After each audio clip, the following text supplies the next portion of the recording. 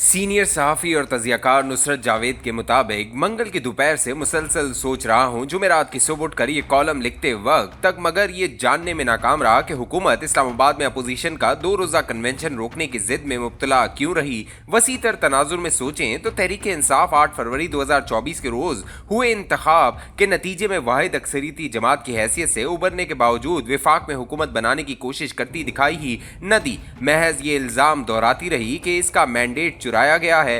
फरोई बहस वक्त ज़ाया करने के बजाय मान लेते हैं कि इल्ज़ाम दुरुस्त था। इस इल्ज़ाम को मगर वो हुकूमत तश्कील देने के बाद कई एतबार से सच्चा साबित कर सकती थी। वाहिद अक्सरियती जमात की हैसियत में उभरने के बाद इसे थोड़ी लचक दिखाने की ज़रूरत थी। पीपल्स पार्टी के साथ रवाबित इस्तवार करते हुए इनसे कम अज़ कम वैसी ही हिमायत हासिल की जा सकती थी जो ये जमात इन दिनों शहबाज हुकूमत को फराम कर रही है। इस जानिब मगर गुस्से से मगलूब हुई तहरीक इंसाफ ने तवज्जो देने का तरद्दुद ही नहीं किया। अपनी शनाख्त कुर्बान करके सुन्नी इत्तेहाद कौंसिल में शामिल हो गई ताकि इसे पार्लिमानी जमात तस्लीम किया जाए और इस हैसियत में खवातीन और अक़लियती अरकान के लिए नशिस्तें भी मैसर हो जाएं। ये अलग बात है कि सुन्नी इत्तेहाद कौंसिल में अदगाम के बावजूद ये हदफ भी हासिल न हो पाया। तहरीक इंसाफ के कई दोस्तों के रूबरू मस्कूरा बाला सवाल उठाए तो वो मिसर रहे कि मुक़्तदरा इन्हें हुकूमत बनाने ही न देती। इस हवाले से उठाया हर कदम रायगा की सिमत ही ले जाता।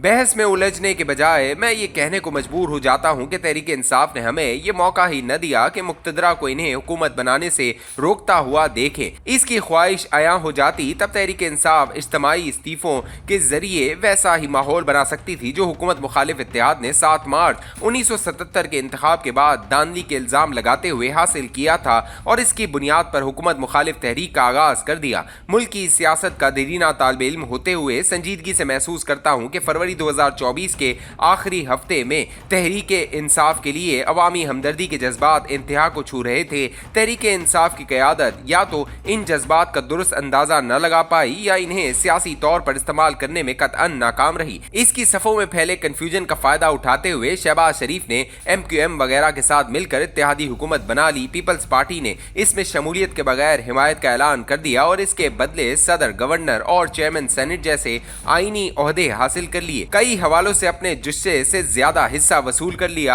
हुकूमत तश्कील देने में नाकाम हो जाने के बाद तहरीक इंसाफ को पार्लिमान की कार्रवाई में भी हिस्सा लेना चाहिए था। पार्लिमानी कवायद और ज़वाबित के माहिराना इस्तेमाल की बदौलत 1985 में गैर जमाती बुनियादों पर मुंतखब हुई कौमी असम्बली में मौजूद अपोजिशन ने जनरल ज़िया के साए तले कायम हुई हुकूमत को दीवार से लगाए रखा। 1997 में नवाज शरीफ दूसरी बार हैवी मैंडेट के साथ वज़ीर आज़म के मनसब पर लौटे तो पीपल्स पार्टी सिर्फ 18 अरकान के साथ अपोजिशन नशिस्तों पर मौजूद थी। पार्लिमानी कवायद और ज़वाबित को महारत से इस्तेमाल करते हुए इसने भी हैवी मैंडेट वाली हुकूमत को परेशान रखा।